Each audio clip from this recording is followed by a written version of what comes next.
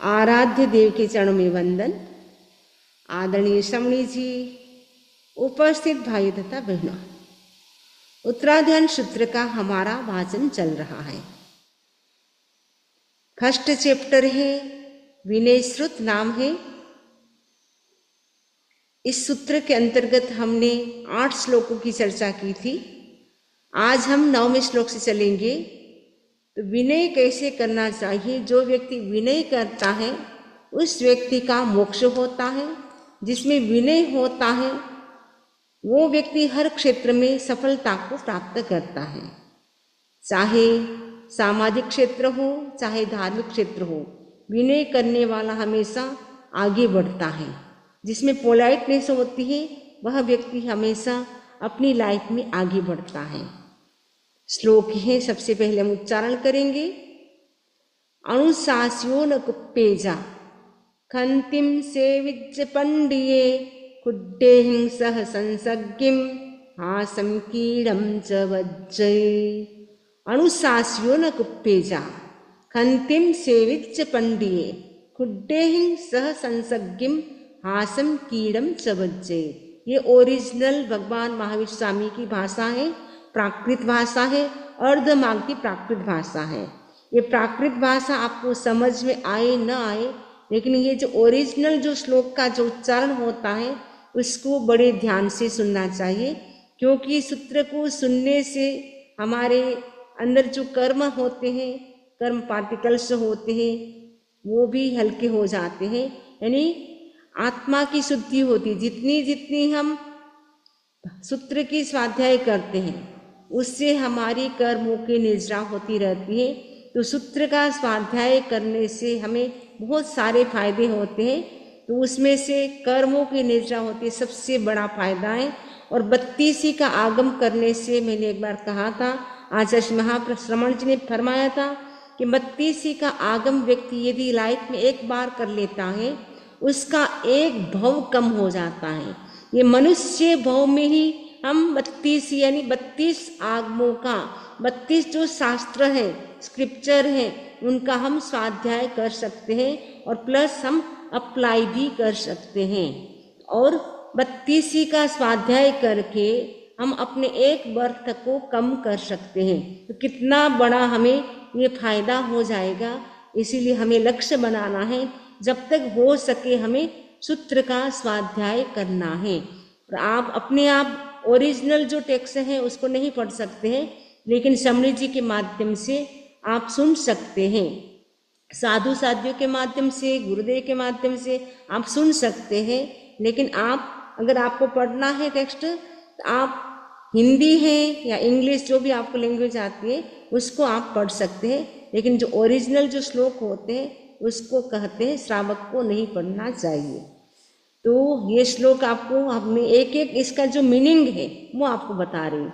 अनुशास्यो न कुप्पेजा। अनुशास्यो का मतलब अनुशासित होने पर भी न कुप्पेजा, क्रोध न करे।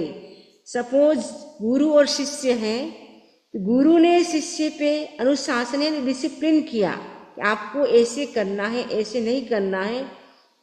गुरु के कहने पर शिष्य न कुप्पेजा यानी कुपित न हो, क्रोध न करे। क्या करे? खंतिम सेविज्य पंडिये। खंतिम का मतलब शांति, शांति का सेवन करे यानी क्षमा की आराधना करे।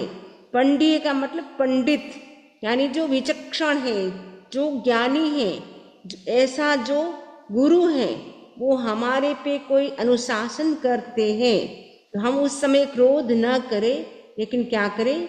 खंतिम सेविज्य। खंति का मतलब शांति रखे यानी क्षमा करे।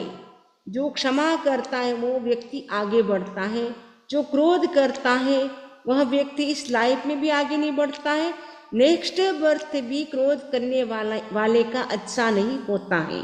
अनंतानुबंधी क्रोध यानी एक्सट्रीम लेवल का यदि क्रोध है, उस स्थिति में यदि आयुष्य का बंध होता है तो ठाणक सूत्र में बताया है कि नरक गति में होता है। यदि एक्सट्रीम लेवल यानी अनंतानुबंधी क्रोध जिसको हम कहते हैं, उस स्थिति में आयुष्य का बंध होता है तो श्योर नरक गति में होता है। आज तक जितने जीव भी मोक्ष गए हैं सभी ने क्या किया, खंती यानी क्षमा को धारण किया, समता रखी। समता करने वाले का मोक्ष होता है, क्रोध करने वाले का आज तक किसी का भी मोक्ष नहीं हुआ है। घर में भी यदि आप गुस्सा करते हैं तो वो आप किसी को अच्छे नहीं लगेंगे, सोचेंगे ये तो गुस्सा ही करते रहते हैं, इनका नेचर ही गुस्सेल है, इसीलिए सोचते कि कब ऑफिस जाए, ऑफिस से आने वाले होते तो अच्छा नहीं लगता है कि अच्छा है थोड़ा लेट आ जाए।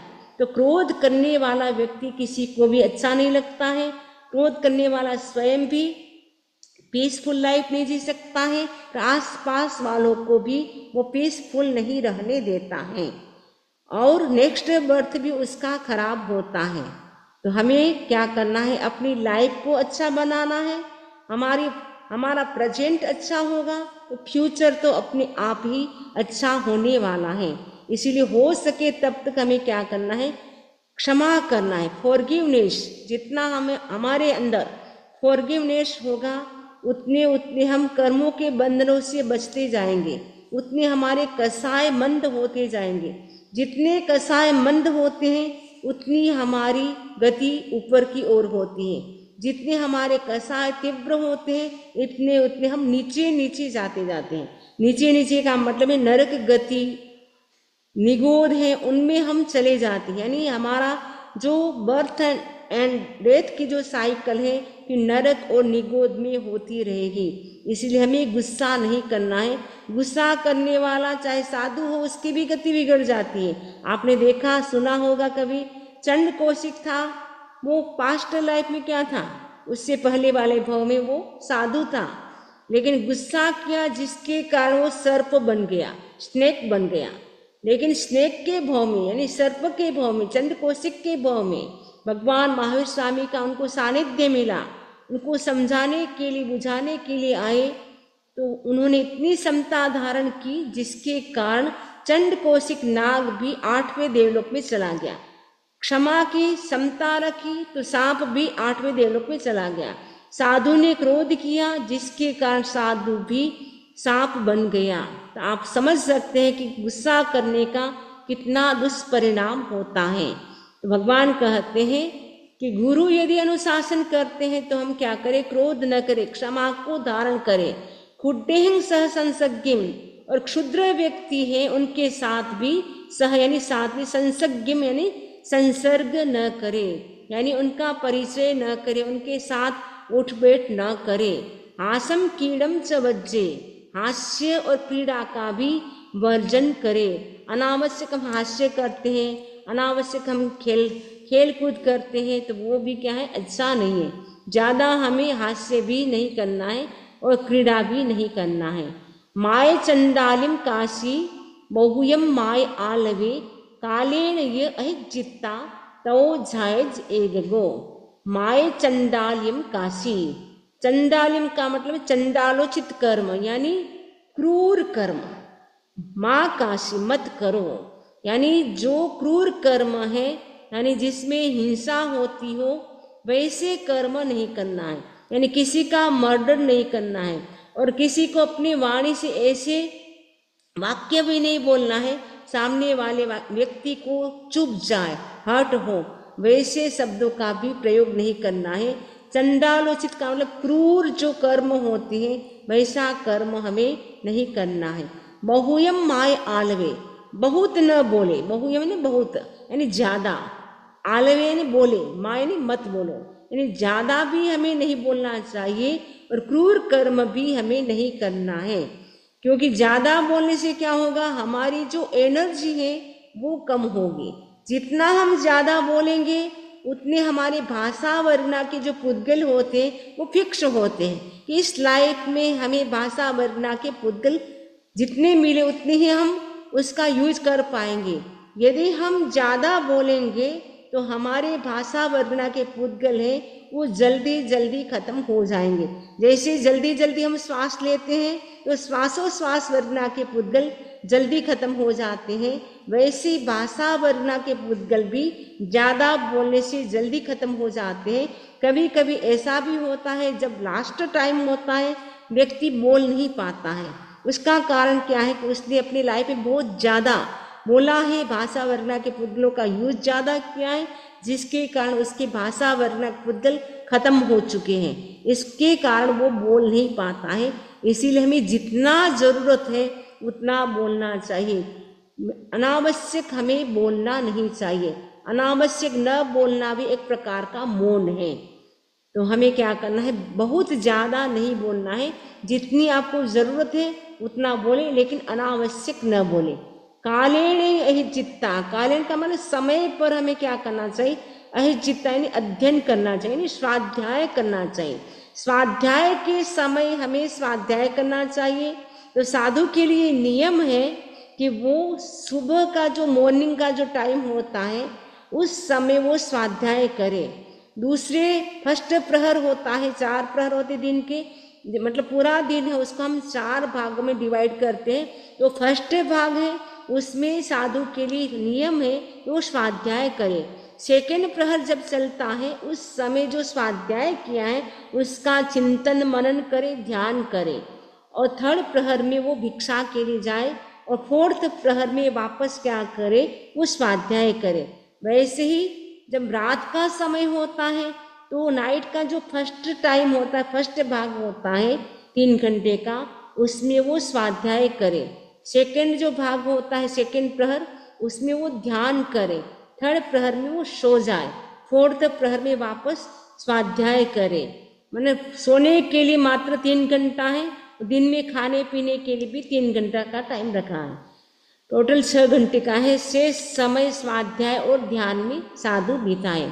आप गृहस्थ इतना नहीं कर सकते हैं तो कम से कम संकल्प करें कि हम दिन में 1 घंटा स्वाध्याय करेंगे, एक सामायिक करेंगे जिसमें हम स्वाध्याय करेंगे। और पूरा स्वाध्याय नहीं कर सकते हैं तो एक सामायिक में हम मेडिटेशन भी करेंगे, स्वाध्याय भी करेंगे, और उसके साथ साथ भक्तामर का पाठ भी करेंगे। अगर 2 सामायिक करते तो एक सामायिक पूरी स्वाध्याय की और एक सामायिक चांटिंग, मेडिटेशन और जो भगवान की जो प्रेयर होती है उनको हम करेंगे। आपको जैसे भी टाइम मिलता है, टाइम तो हमें निकालना पड़ेगा, क्योंकि टाइम में से टाइम निकलेगा, अलग से हमें टाइम मिलने वाला नहीं है। हम सोचेंगे जब एजेड हो जाएंगे, बड़ी उम्र हो जाएगी, ओल्ड एज में आएंगे तब हम धर्म ध्यान करेंगे, वो पता नहीं हम उस समय बैठ पाएंगे या नहीं बैठ पाएंगे। हमारी बॉडी की सिचुएशन क्या रहेगी वो कोई पता नहीं है, और हम कितना जिएंगे वो भी पता नहीं है। काल आएगा या कल आएगा वो भी हमें पता नहीं है। इसलिए भगवान कहते हैं कालेन यही चित्ता, समय पर स्वाध्याय करे तो जायज एक गो, अकेला ध्यान करे। एक गो का मतलब अकेला, जायज का मतलब ध्यान। तो मैंने उसके बाद पहले स्वाध्याय कर लिया, उसके बाद क्या करे, एक गो जायज, अकेला ध्यान करे। ऐसा कहा जाता है कि ध्यान अकेला करना चाहिए, स्वाध्याय 2 व्यक्ति को मिल करके करना चाहिए, और गांव यदि आउटसाइड हमें जाना है तो 3 व्यक्ति मिल करके जाना चाहिए। और क्योंकि उस समय की बात है, भगवान महावीर स्वामी के समय की बात है। अभी तो अकेले जाए तो कोई दिक्कत नहीं है, उस समय तो क्या है जंगल का रास्ता होता था और काफ़ी चोर डाकू का भय रहता था, इसलिए वो ग्रुप में वो बाहर जाते थे। अभी तो फ्लाइट से जाते हैं, ट्रेन से जाते तो अकेले ही जाते व्यक्ति, लेकिन उस समय की बात है, भगवान महावीर स्वामी ने उस समय कहा था कि अकेले व्यक्ति को क्या करना चाहिए, ध्यान करना चाहिए। लेकिन वर्तमान समय में तो ग्रुप मेडिटेशन का भी महत्व है कि ग्रुप मेडिटेशन होने से किसी का आभा मंडल यानी ओरा स्ट्रोंग होता है, और किसी व्यक्ति का वीक होता है तो वीक ओरा वाला भी अच्छी तरह से मेडिटेशन कर पाता है, क्योंकि एक व्यक्ति ऐसा बैठा है जिसका ओरा बहुत स्ट्रोंग है, उसका इफेक्ट भी वीक बॉडी होती है जिसकी वीक ओरा होता है उसको भी लाभ उसका मिलता है। तो ग्रुप मेडिटेशन भी वर्तमान में चलता है, लेकिन भगवान महावीर स्वामी ने उस समय कहा था एक गो जायज, अकेला ध्यान करे। स्वाध्याय करना है तो 2 व्यक्ति मिलकर करें, क्योंकि चर्चा करेंगे, डिस्कशन करेंगे, जिससे हमारा जो कॉन्सेप्ट है वो क्लियर हो जाएगा। इसीलिए हमें क्या करना है, स्वाध्याय हमें 2 व्यक्ति मिलकर के करना चाहिए, और जो प्रतिक्रमण है वो भी हमें ग्रुप में करना चाहिए, और जो भोजन होता आहार होता है वो भी ग्रुप में करना चाहिए, ऐसा बताया गया है। ये श्लोक आपको क्लियर हो गया होगा। अब 11 नंबर का श्लोक है, आहच चंडालिम कट्टु न निन्नविच कया इवी कड़म कड़ेत्ति भाषेजा अकड़म नो कड़ेत्तिये। आहच चंडालिम कट्टु, आहच का मतलब है सहसा, अचानक, सडनली। चंडालिम कट्टु, चंडालिम का मतलब चंडालुचित कर्म कर कट्टु का मतलब करे, करके। तो क्या करे, न निन्नविज, उसको कभी भी न छिपाए। सपोज किसी कारण आपसे कोई ऐसा क्रूर कर्म हो गया जो नहीं करना चाहिए, वैसा काम कर लिया, तो क्या करे, भगवान कहते हैं न निन्नविज कयावी। कयावी का मतलब कदापि, न निन्नविज, निन्नविज का मतलब छुपाए नहीं। जो आपने किया है, गलत किया है, रोंग हो गया है कोई काम आपसे, तो बोल दे कि मेरे से ऐसी मिस्टेक हो गई है जो मुझे नहीं करनी चाहिए, उसका प्रायश्चित कर ले। प्रायश्चित करने से शुद्धि हो जाती है। जो प्रायश्चित नहीं करता है उसका जो अकाउंट होता है कार्मिक, वो कभी भी कम नहीं होता है, बढ़ता जाता है, मल्टीपल होता जाता है। इसलिए हम जो भी हमारे से मिस्टेक हो जाए डे टू डे लाइफ में, जो भी हमारे से मिस्टेक हो जाती है, यदि बहुत बड़ी मिस्टेक हो जाती है तो उसका तो हमें गुरु के पास, साधु साधियों के पास, समरी जी के पास जा करके क्या करना चाहिए, प्रायश्चित करना चाहिए। कोई भी गलत काम हो गया है उसको हमें छुपाना नहीं चाहिए। कड़म कड़ेत्ति भाषे जा, कड़म मैंने किया है तो कड़े किया है, भाषे जा ऐसा बोले। अकड़म नो कड़ेती, यदि आपने कोई मिस्टेक नहीं की है, कोई गलत काम नहीं किया तो मैंने नहीं किया है। अकड़म, अकृतम ने नहीं किया है, नहीं किया है तो नहीं किया, ऐसा बोले। कड़म कड़े यानी किया है तो किया है, ऐसा बोले। तो इसमें मतलब एकदम स्पष्टता रहनी चाहिए। जितनी ट्रांसपेरेंसी होती है उतने कर्मों का बंधन कम होता है। जितनी हम ट्रांसपेरेंसी कम रखते हैं, छुपाव लुकाव छुकाव करते हैं, उससे कर्म का बंधन अधिक होता है। माया करने से तिरंज गति में हम जा सकते हैं। ऐसा तत्वार्थ सूत्र में आचार्य उमा स्वाति कहते हैं, जो माया व्यक्ति करता है यानी लुकाव छुपाव करता है, यानी जो काम नहीं करना चाहिए वैसा कर लिया, उसके बाद भी अगर पूछते हैं नहीं मैंने तो नहीं किया, मुझे तो पता भी नहीं है, एकदम छुपा लेते हैं, ऐसी माया करने वाला, गूढ़ माया करने वाला व्यक्ति तो नरक गति में भी जा सकता है। यानी अनंतानुबंधी जो माया है, एक्सट्रीम लेवल पे जैसे क्रोध होता है वैसे एक्सट्रीम लेवल की अगर माया है किसी के अंदर, वो तो नरक गति में जाएगा। लेकिन उससे कम है, प्रत्याख्यान माया है, वो तिरंज गति में जा सकता है। इसीलिए हमें ध्यान रखना है, हम ऐसा कोई काम न करें जिससे हमें एनिमल्स, बर्ड्स या प्लांट पौधे यानी तिरंज गति में हमें जाना पड़े। अब हम मनुष्य बने हैं तो हमें ऊपर उठना है, नीचे नहीं जाना है, वो हमें संकल्प करना है। माँ गली यस्य व कसम वैण मिच्छे पुणो पुणो कसम वदट्ठु मायने पावगम परिवज्जे। माँ गली यस्य का मतलब होता है अविनीत घोड़ा। घोड़े दो प्रकार के होते हैं, एक तो विनीत घोड़े होते हैं, एक अविनीत घोड़े। घोड़े यानी हॉर्स, जो हॉर्स होता है एक बहुत विनीत होता है, यानी जैसे उसको मालिक बोलता है वैसे वैसे वो चलता है। और अविनीत घोड़ा होता है जैसे मालिक कहेंगे उसके उल्टा चलेगा वो। इसलिए कहते हैं कि माँ गलीयस्य व कसम, अविनीत जो घोड़ा होता है वो कसम का मतलब है चाबुक को बार बार वो चाहता है, यानी उसको चाबुक मिलती है तब जाकर के वो चलता है, यदि चाबुक नहीं मिलती है तो वो चलता भी नहीं है। अविनीत घोड़ा चाबुक को बार बार चाहता है। वैसे ही अविनीत जो शिष्य होता है वो भी क्या है, पुणो पुणो यानी बार बार वर्णम इच्छे, गुरु के वचन को चाहता है, यानी गुरु को बार बार उसको कहना पड़ता है आपको ऐसा नहीं करना है, वैसा नहीं करना है। वो सोचे मैं ऐसा करूँ ताकि गुरु को बार बार बोलना पड़े। जो अविनीत होता है वो गुरु के विपरीत चलता है। जैसे अविनीत घोड़ा होता है वो उन मार्ग पे चलता है जिस मार्ग पे नहीं जाना चाहिए, उस मार्ग पे चलता है। वैसे ही अविनीत शिष्य होता है वो भी गुरु कहेंगे वैसे नहीं करेंगे। वैसे ही घर में भी देख सकते हैं कि जो बच्चे विनीत होते हैं, माँ बाप के आज्ञाकारी होते हैं, वो माँ बाप यानी पेरेंट्स जैसे कहेंगे वैसे वो करेंगे। यदि वो आज्ञाकारी नहीं है तो पेरेंट्स कहेंगे आपको ऐसा करना है तो वो बोले नहीं हम ऐसे करेंगे, यानी पेरेंट्स का कहना नहीं मानेंगे।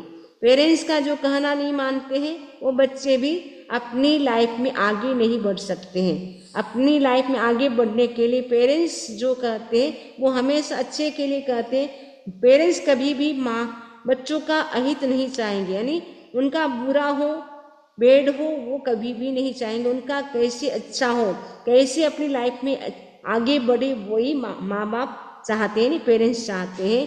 तो वैसे गुरु भी चाहते हैं कि मेरा शिष्य आगे बढ़े, वो मोक्ष मार्ग की ओर आगे बढ़े, वो कभी पीछे न जाए। उसके लिए गुरु को कहना पड़ता है। लेकिन जो अविनीत होता है, जिसमें विनम्रता नहीं होती, पोलाइटनेस नहीं होती, उनको लगता है गुरु तो मुझे टॉर्चर करते हैं, टोक टोक करते हैं, तो उसको अच्छा नहीं लगता है।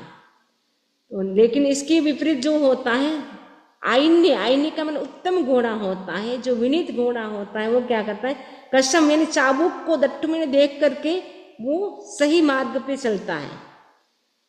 जैसे विनीत शिष्य होता है, गुरु ने जो कहा उसी के अनुसार वो चलता है। पावगम परिवज्य, वो गुरु के इंगित को देख करके, आकार को देख करके पावगम यानी पाप को छोड़ देता है, यानी बुरे मार्ग को छोड़ देता है। जिससे पाप हो वैसा काम वो नहीं करता है, यानी दूसरे गलत वे पे नहीं जाता है, रॉन्ग मार्ग पे नहीं जाता है, रॉन्ग डिसीजन नहीं लेता है।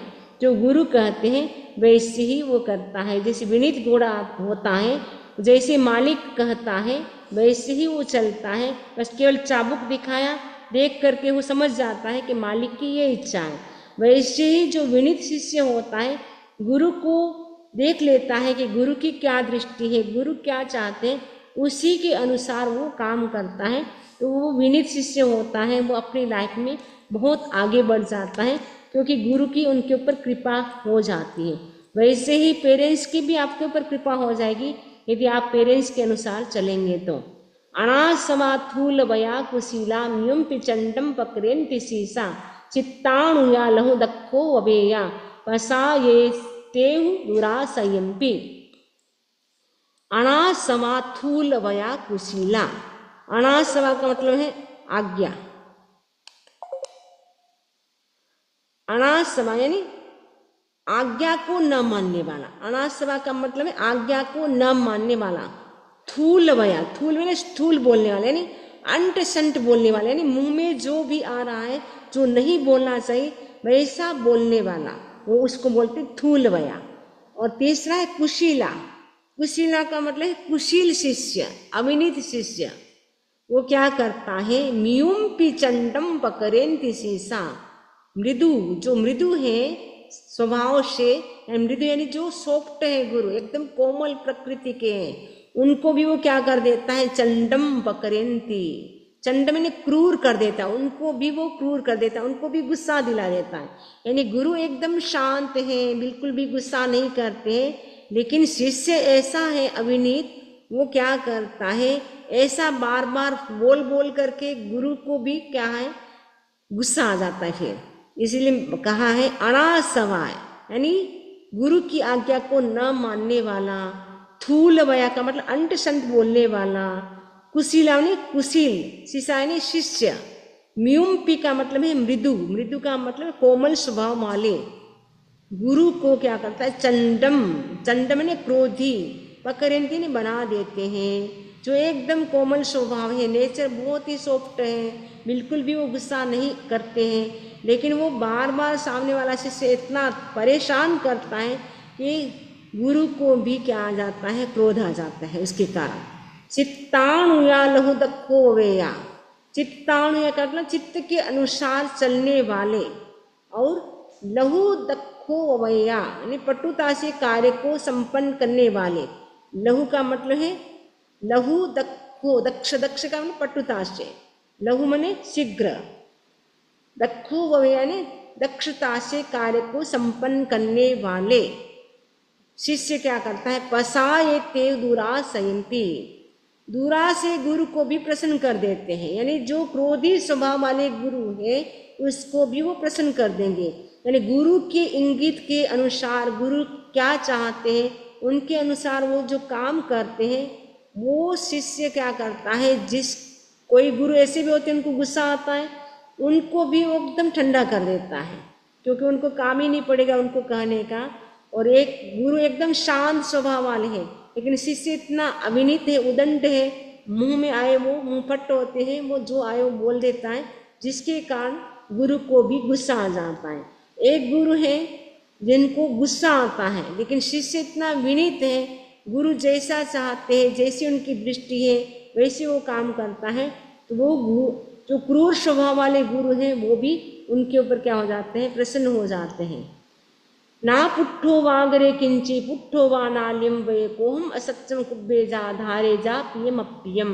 ना पुट्ठो वागरे किंची, बहुत श्लोक सुंदर है, याद करने जैसा है। ना पुट्ठो यानी बिना पूछे कुछ भी न बोले, ना पुट्ठो यानी बिना पूछे, वागरे यानी बोले, किंच यानी कुछ, न यानी ना, बिना पूछे कुछ भी न बोले। यानी आपको कोई पूछ रहा है तब तो आप एडवाइस दे अपनी ओर से, यदि आपको कोई नहीं पूछ रहा है तो अपने आप आपको एडवाइस नहीं देना चाहिए, आपको ऐसा करना चाहिए वैसे करना चाहिए। जो हिंदुस्तान के लोग होते हैं उनको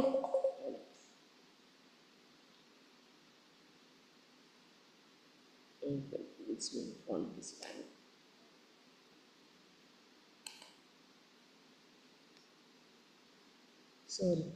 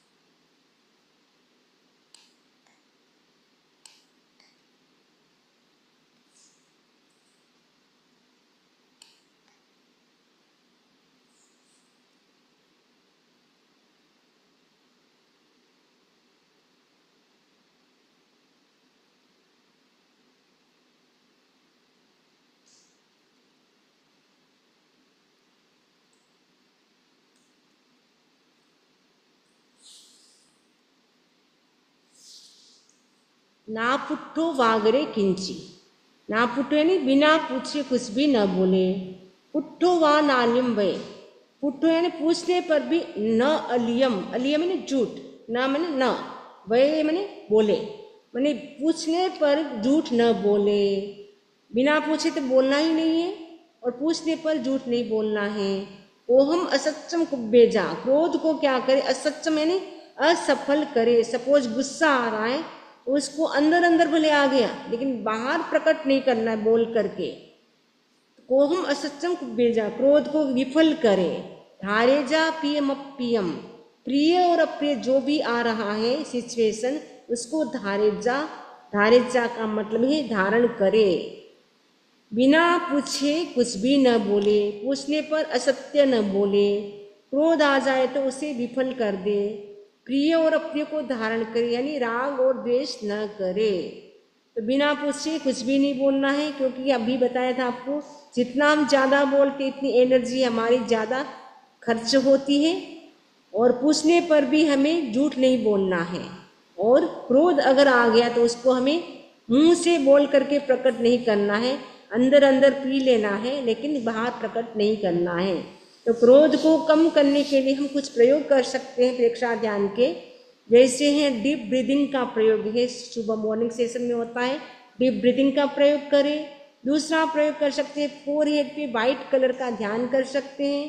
तीसरा है मौन कर ले, गुस्सा आए तब बोले नहीं, क्योंकि बोलने से क्या है और गुस्सा बढ़ता जाता है। तो मौन कर सकते हैं, स्थान चेंज कर सकते हैं, चेंज योर प्लेस, जिस स्थान पे आप खड़े उस स्थान को छोड़ करके दूसरे स्थान पे चले जाएं।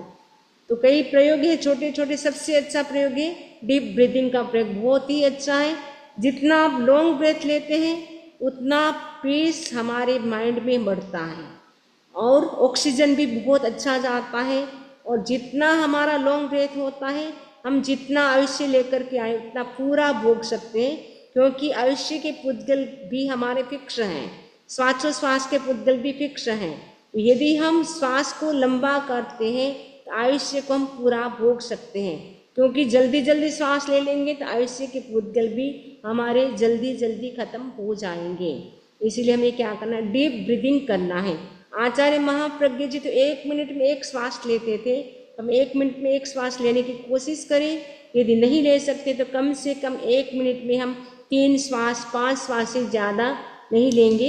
आप प्रयोग कर सकते हैं, जैसे सुबह में कराते मोक्ष ब्रीदिंग में 5 सेकंड लेना, 5 सेकंड होल्ड करना, 5 सेकंड एक्जेल करना, 5 सेकंड वापस आउटसाइड है होल्ड करना, तो 20 सेकंड का 1 श्वास हुआ।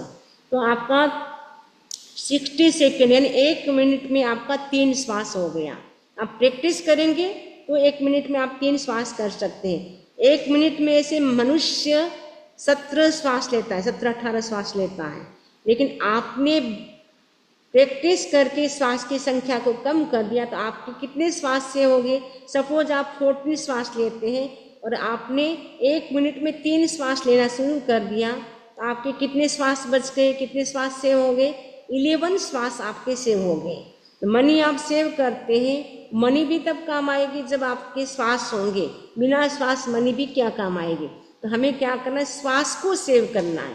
इसका मतलब है कि जितना हम कम श्वास लेंगे, लॉन्ग श्वास लेंगे, उससे हमारा गुस्सा भी कम होगा, दिमाग भी हमारा एकदम पीसफुल रहेगा, प्लस हम अपना आयुष्य भी पूरा भोग सकेंगे।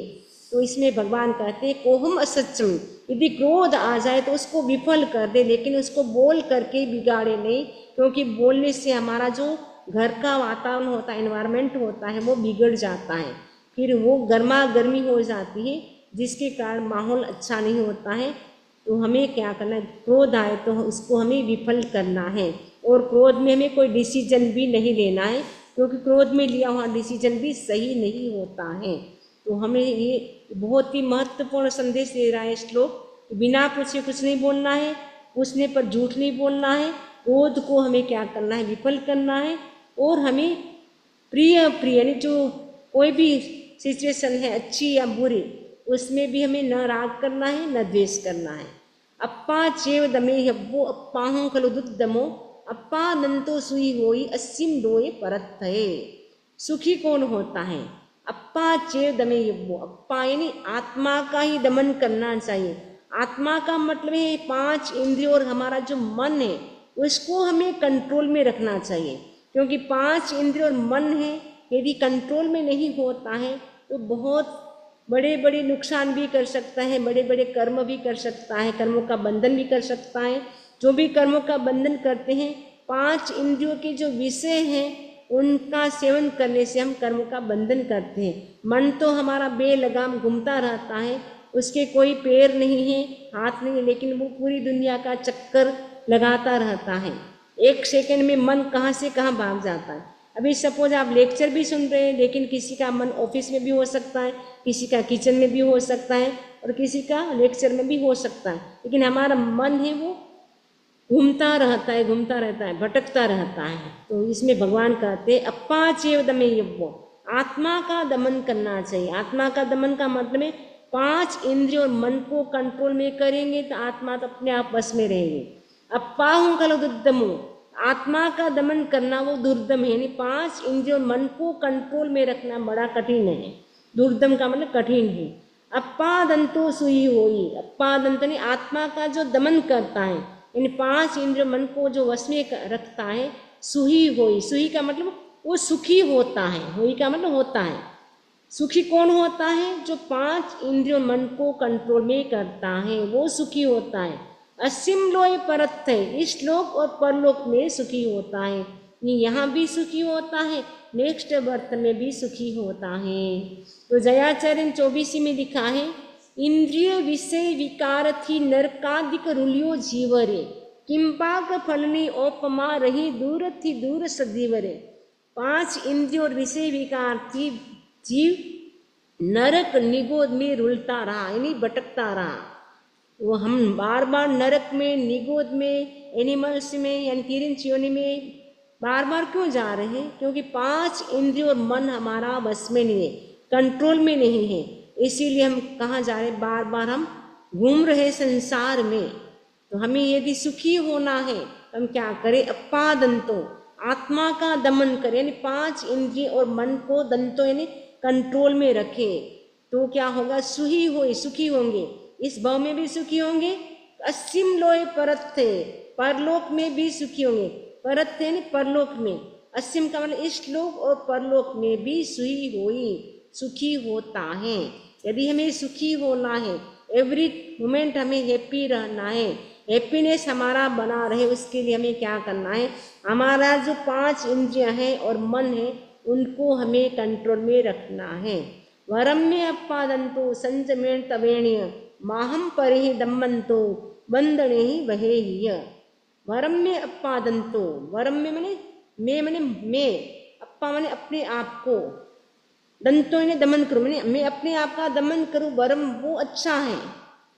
मैं अपने आप का दमन यानी मैं अपने आप ही इंद्रिय और मन को वश में करूं, वो अच्छा है। तो हमारा जो 5 इंद्रिय और मन है उसको कैसे हमें कंट्रोल में रखना है, भगवान कहते हैं संयमेण तवेण, संयम और तप के द्वारा हमें 5 इंद्रिय और मन को हमें कंट्रोल में रखना है। जितना हमारा संयम होगा, खाने का, पीने का, बोलने का, चलने का, सोने का, वो संयम होगा जितना, उतना व्यक्ति क्या है, वो सुखी होगा। वो संयम से हमें अपने मन को और इंद्रियों को कंट्रोल में रखना है। दूसरा है तवेण, तवेण का तपस्या करें, छोटी मोटी जो भी हम कर सकते तपस्या वो करते रहे, खुला न रहे, खाली न रहे।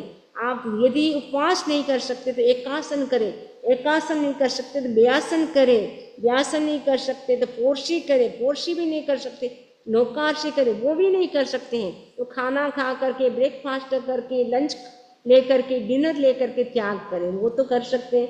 करते रहे, जितना हम करेंगे उतना हमारा पास्ट नेक्स्ट बर्थ है अच्छा होगा। यदि यहाँ कुछ नहीं किया आगे तो कुछ भी नहीं है, वहाँ तो हम कुछ भी कर नहीं सकते। इतना प्रेशियस दुर्लभ मनुष्य भाव पा करके हमने धर्म की आराधना नहीं की तो फिर तो पश्चाताप के अलावा कुछ भी हमारे पास नहीं रहेगा, क्योंकि इस भाव में हम कुछ कर सकते, बाकी भाव में तो खाना पीना सोना है, टाइम पास है, बाकी तो इसी में हम टाइम का यूज कर सकते हैं, बाकी भाव में तो सब है टाइम पास है। इसलिए मनुष्य भाव मिला लेकिन हमने क्या किया।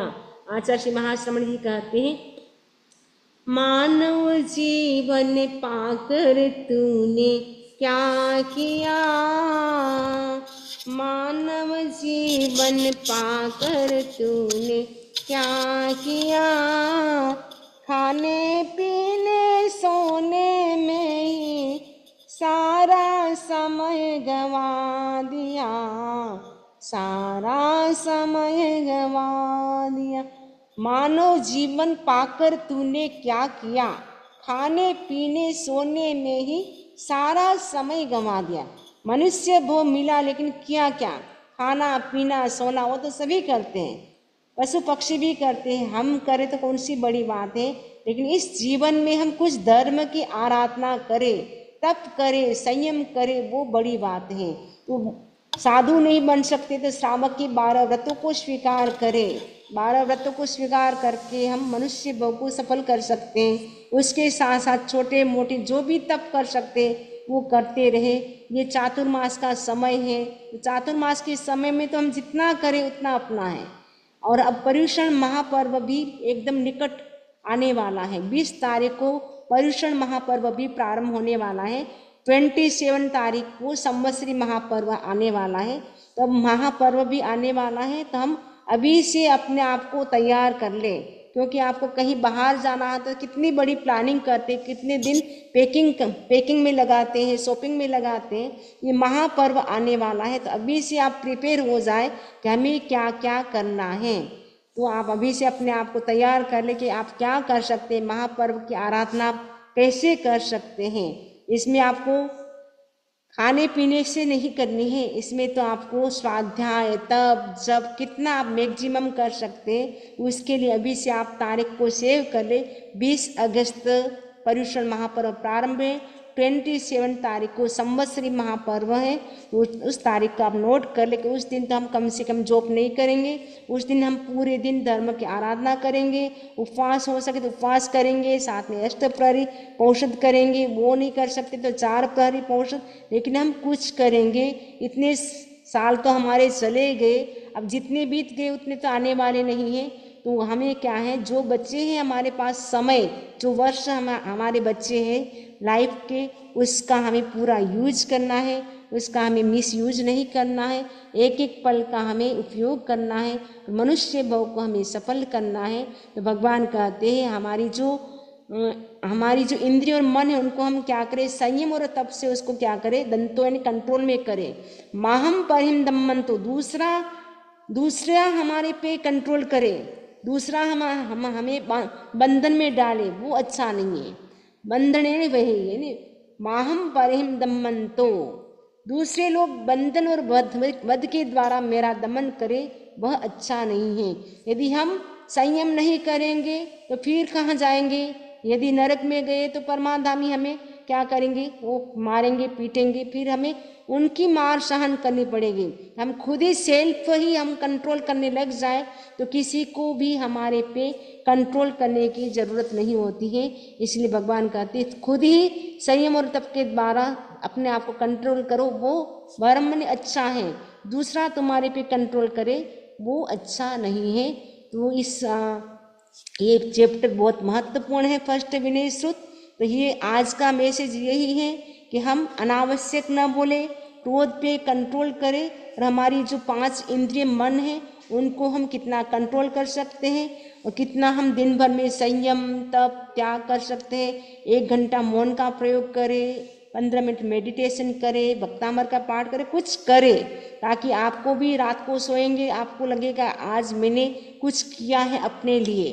दूसरों के लिए तो हम करते हैं, फैमिली के लिए, बॉडी के लिए करते हैं, लेकिन आत्मा के लिए जो साथ में जाने वाला है उसके लिए हमें टाइम नहीं मिलता है। जो टाइम आत्मा के लिए लगाना चाहिए वो टाइम हम परिवार के पीछे भी वो लगाना जरूरी है, जितना जरूरत है उतना लगाएं, लेकिन आत्मा के लिए भी कुछ समय हम निकालें।